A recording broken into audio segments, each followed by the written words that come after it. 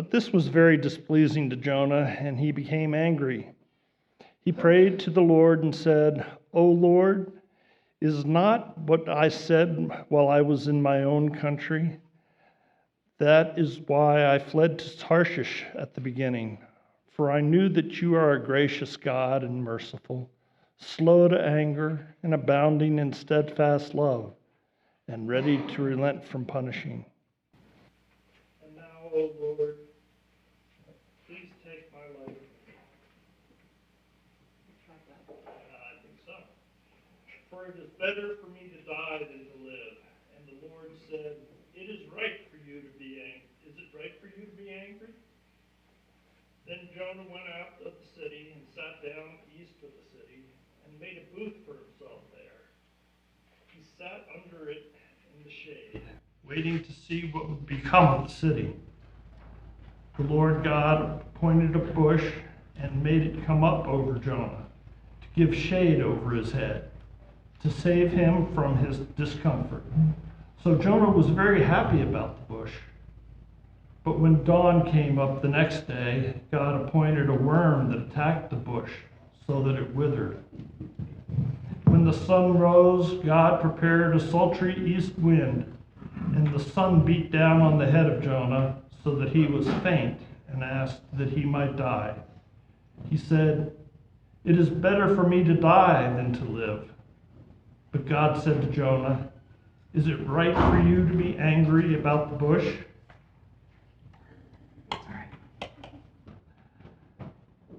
And he said, "Yes, angry enough to die." Then the Lord said, "You were concerned about the bush for which you did not labor, in which you did not grow. It came into being in a night and perished in a night. And I should not be concerned about Nineveh, that great city in which there are more than 120,000 people who do not know their right hand from their left, and also many animals." This is the word of the Lord.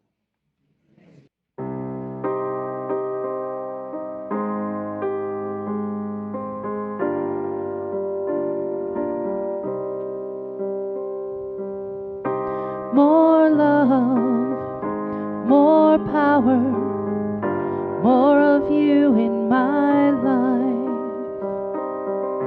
More love, more power, more of you in my life. And I will worship you with all of my heart. And I will worship you with all of my mind. And I will worship you with all of my strength, for you are my Lord.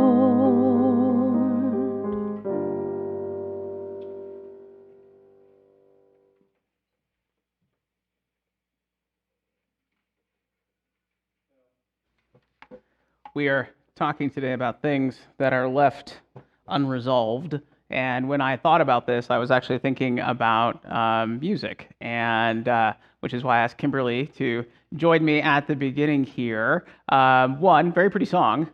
But two, I don't know if you all felt it, but I definitely felt at the end of that song that this feeling like maybe there should be a little bit more, right? And if you actually paid attention to the two songs that were special music, they kind of end in a similar way, that you ends on a note where you're just like, something inside of you is anticipating another note that then does not come.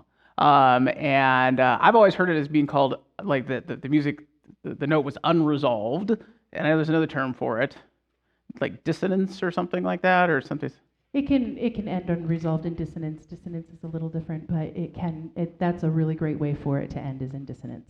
Great, because I don't know what I'm talking about when it comes to this stuff. I know a lot of things. Music is not one of them.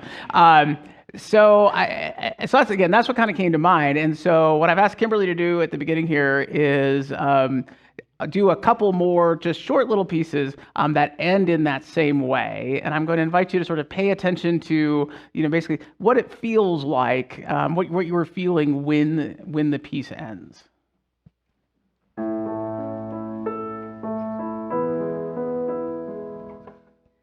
Can't find my notes, sorry.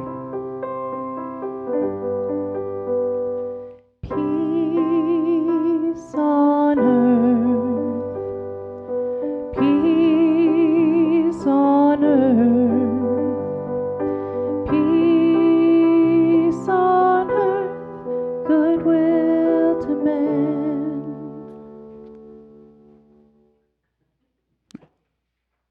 Did you feel it? Like, oh, you're left wanting more. You got one more for us, Kimberly? Yeah, this one's going to cut you a little off guard because I typically, when I sing this for you and with you, I resolve it for you. But the way it really goes is like this. Forever God is faithful, forever God is strong, forever God is with us, forever, forever, forever.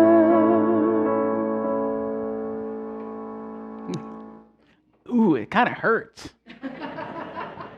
And I'm glad you brought that up. Thank you, Kimberly. Thank you. Thank you. Thank you. Thank you. Thank you to Kimberly. She did a very good job. It's always one of those fun moments at the church about Wednesday when I'm like, hey, Kimberly, I'm having a thought for the sermon. Do you want to help me out? But Kimberly also said something really important there, where there is a temptation to basically add an ending. Right? I mean, there's a temptation in music. You can play some additional notes at the end that basically resolve it and leave you feeling in a little less unresolved, if you will. And as Kimberly said, sometimes musicians will do that. They'll actually append a little bit at the end just to try to tie up some loose ends a little bit. There's actually places in the scripture where you can see this. We've actually talked about it before around Easter time when it comes to the Gospel of Mark. If you look at the Gospel of Mark and you look in kind of any contemporary translation, what you're usually going to find is you're going to get to Mark, you're going to get to the last chapter, you're going to get to verse 8, and then you're going to see some square brackets. And the reason you see some square brackets is because the oldest versions of Mark just sort of end. And it ends with the women seeing a risen Jesus, running away, and then it says it did not, then they ran away from the risen Jesus, and then it says they did not tell anybody. And then it just sort of ends. And the earliest manuscripts, that's where it ends. And there are later manuscripts that actually add something to the end of the Gospel of Mark, and that's what you'll find in the square brackets. Most scholars agree that even the book of Job, if you've ever spent any time in the book of Job because you're just, feeling too happy, if you don't know the book of Job, it's not something you want to dive into if you're not feeling very good at the moment. The book is kind of a downer. But it's also broken up in these kind of weird sort of ways. There's this introductory piece, the kind of storytelling, and then you've got this whole thing of Job's conversation with God, and then you've got this little piece at the end. And scholars kind of agree that, at some point, the beginning and the end were probably added to the chunk in the middle. And the reason why is because the chunk in the middle ends in much the same way that Jonah ends. And it's somewhat remarkable that throughout all the hundreds and thousands of years that we've had the Jonah story, that it still exists in the way that it does, in that it just ends where it ends, right? So it ends literally with a question, right? What is, a question from God to Jonah that never gets an answer. Right? It is basically the Bible's biggest cliffhanger, except the show got canceled, so we didn't get to see what the answer was. And that's usually where we encounter this kind of stuff today. If you can think about famous cliffhangers, like Who Shot JR, right? That was a whole big thing. Now, I'm a little bit more of the Who Shot Mr. Burns age group from The Simpsons, which of course is a spoof on, Who Shot JR. But in many ways, wasn't as big a deal, but was a big deal. And, that Who Shot JR was that first time that a show ended a season with a very, very unresolved issue that then they waited months and months to resolve. I believe with the Simpsons version of it, when they did the same thing, they actually animated 4 different conclusions to the story. So the first season episode that was going to resolve who shot Mr. Burns, they wrote and animated 4 different ones, and nobody except the creator of the show knew which one they were going to air when they aired it. And nobody's ever seen any of the other ones. I'm sure somebody has. YouTube didn't exist back then, otherwise we all would have seen them by now. But cliffhangers, we get invested into them because we don't like it when there are unanswered questions. We don't like it when we don't know what happens, and we don't like it especially when we've invested a lot of time and energy into something. As we sit with Jonah chapter 4, we've spent a lot of time with Jonah, even though this is a pretty short book. We followed him on a pretty long journey. We were just kind of introduced to him at the beginning. We watched him go through these trials and these tribulations. We watched him, not do what God wanted, then do what God wanted, and then we saw God show up in an amazing way in Nineveh to save them. And now we get this moment at the end where Jonah is so preoccupied by what is going on to other people and what is happening with other people that all he can do is sit in a bush and pout. There's a temptation in this story to focus on Nineveh, or really there's even a temptation in this story to focus on God. While Nineveh is important, and of course God is always supremely important, this really is Jonah's story. And what the Ninevites did or didn't do, or what happens to them and all of that, isn't really the point. The point is Jonah and what Jonah does. And I appreciated Chris talking about Jonah as his patron saint, because Jonah is a character we are supposed to relate to, even if we do so begrudgingly and want to pretend like we don't, which is easy to do. So right at the end of chapter 3, we hear that God, seeing how the Ninevites responded to Jonah's kind of half-hearted attempts to be a prophet that we talked about last week, God chooses to change his mind and show them mercy.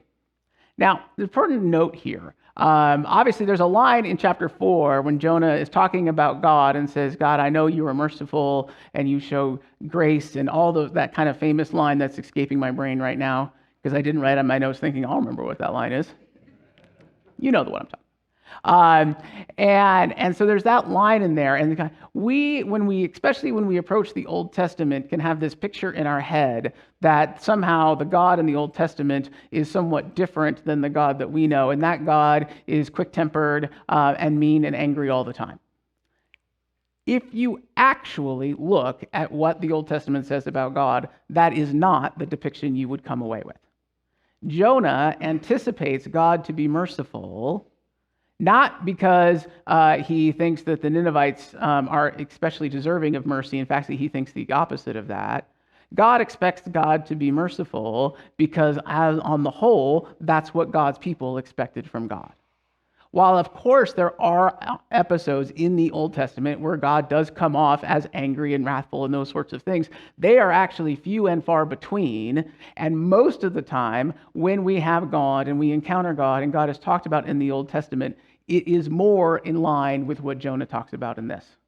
The idea that somehow, the idea that somehow God being someone who is slow to anger and merciful being a New Testament thing and not so much an Old Testament thing actually isn't true.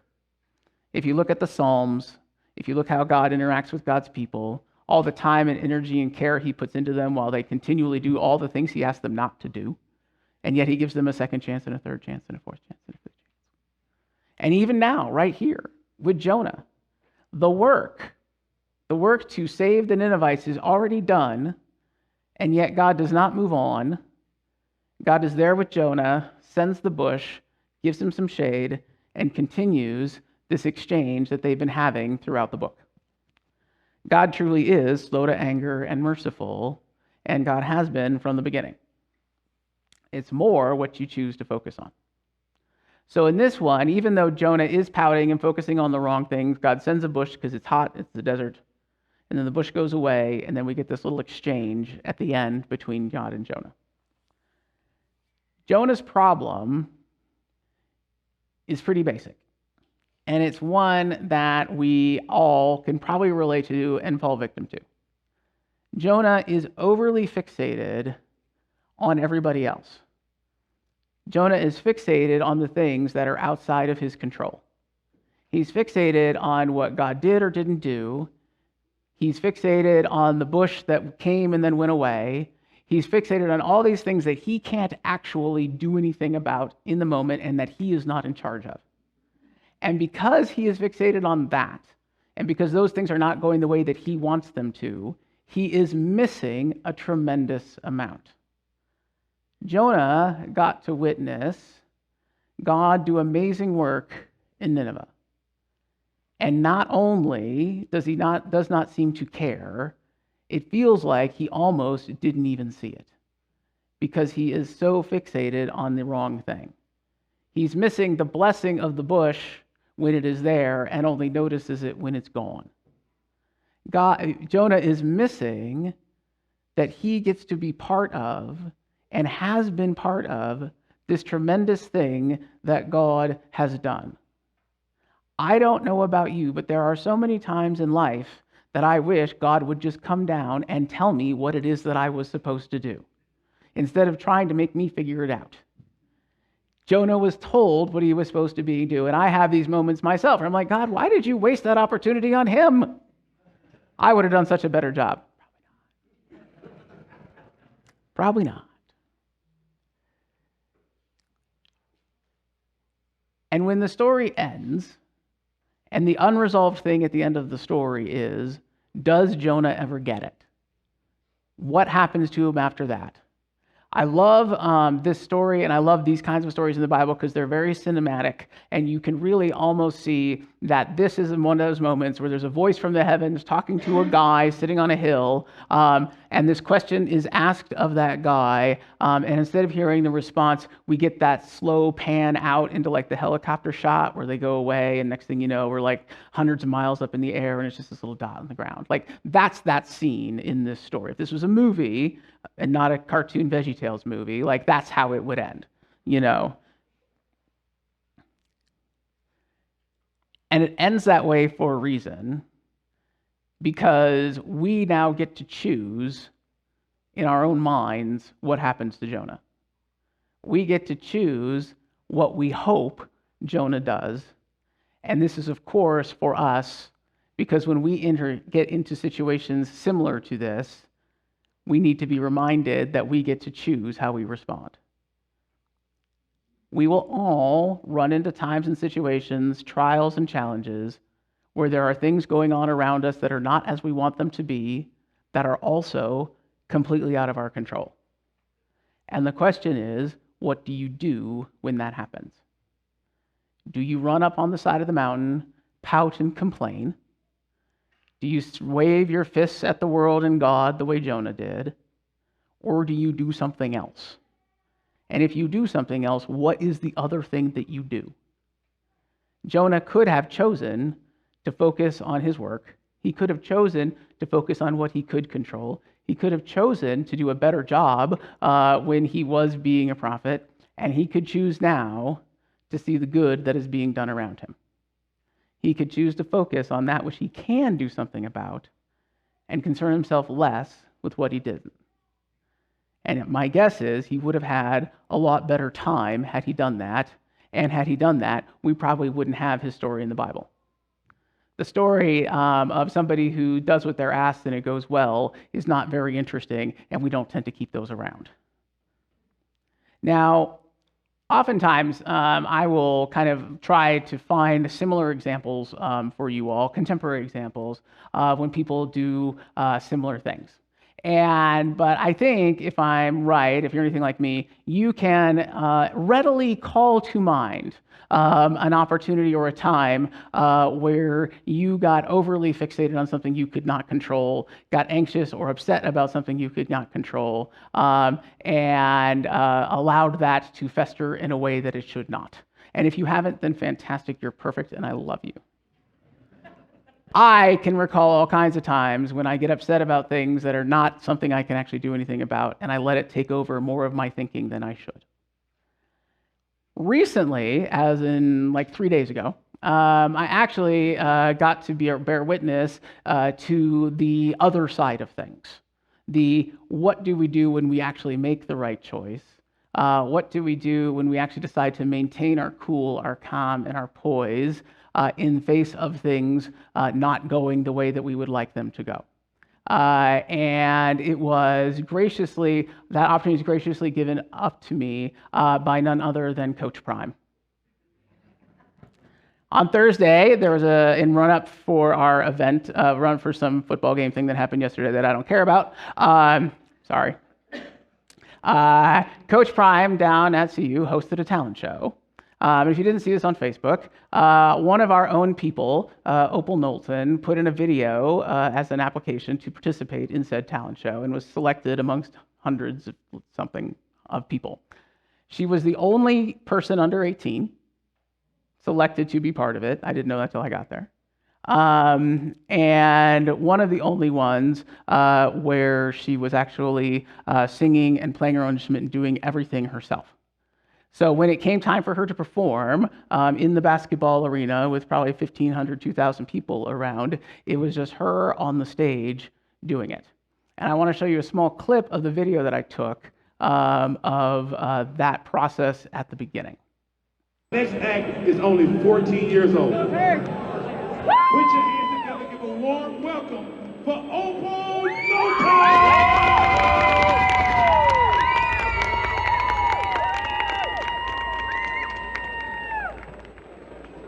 We love you, Opal! Woo! Sound guy! Don't start yet. Stop. Audio check. We can't hear you. You're all right, Opal. You're all right. Let's go now. Got one job, man. Let's do it.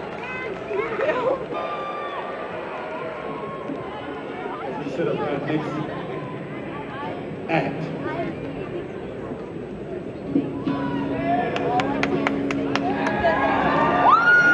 Go, girl.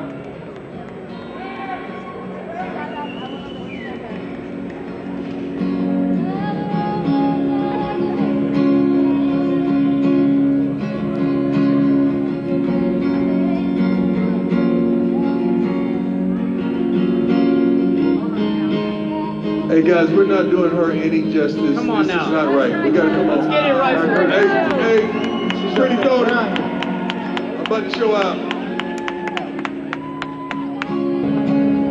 Oh my God. That's a long time.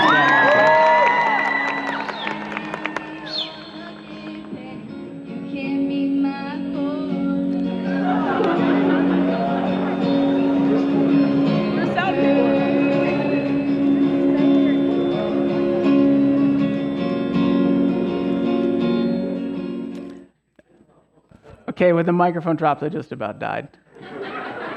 I was like, oh my gosh. I think I told her afterwards, like, you're ending up in a sermon, probably Sunday. All right.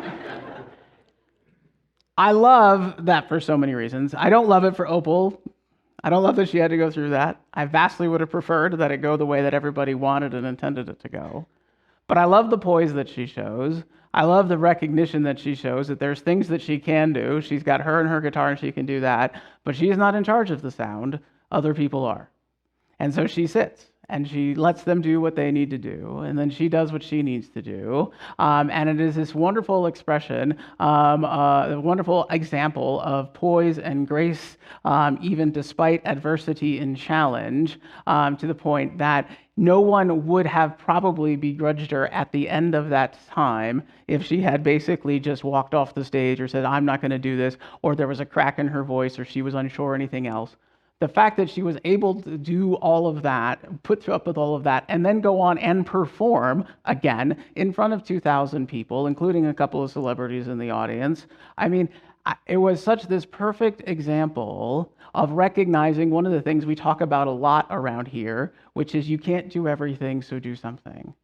You can't control everything around you. You can't make everything be the way that you want it to be. You can't force other people to do what you would want them to do at all the times, but you can do something.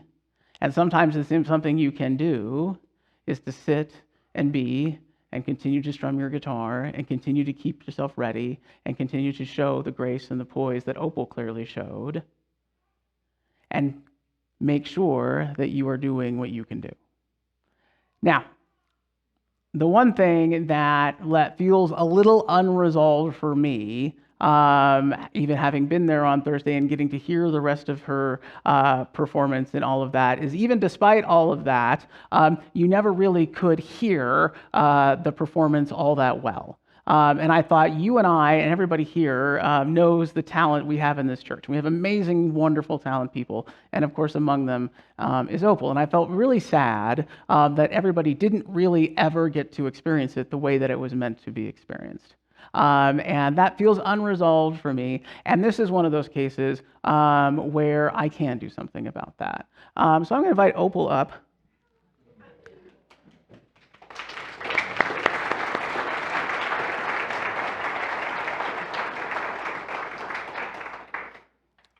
And we have no celebrity judges for you or anything like that, but just these kind people.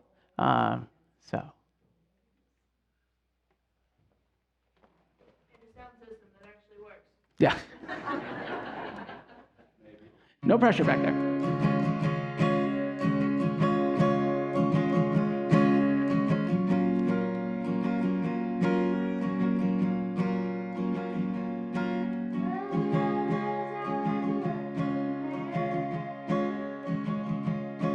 To a better place than the one we're at. And I ain't got no kind of plans. And I've had all this town I can stand. And I got friends out on the coast. We can jump in the water and see what flows. We've been saving for rainy days. Let's beat the storm and be on our way. It don't matter to me, wherever we are's where I wanna be. And honey, for once in our lives, let's take our chances and roll the dice. I can be your lucky penny, you can be my four-leaf clover, starting over.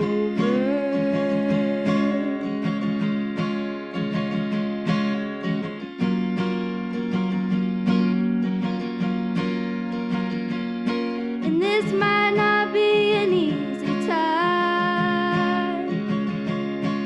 There's rivers to cross and hills to climb. And some days we might fall apart. And some nights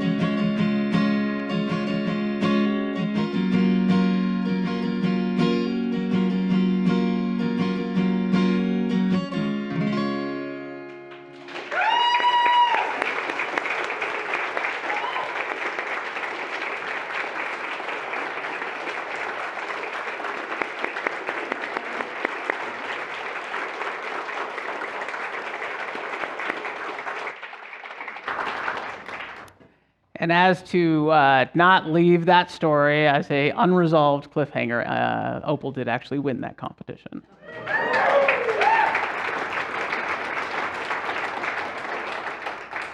When we focus on what we can do, when we find it within ourselves to tune out all those things that will distract us from the work God has for us, when we are able to keep the kind of poise and grace inside our hearts and souls the way Opal did that night, God can and will do tremendous things in our lives.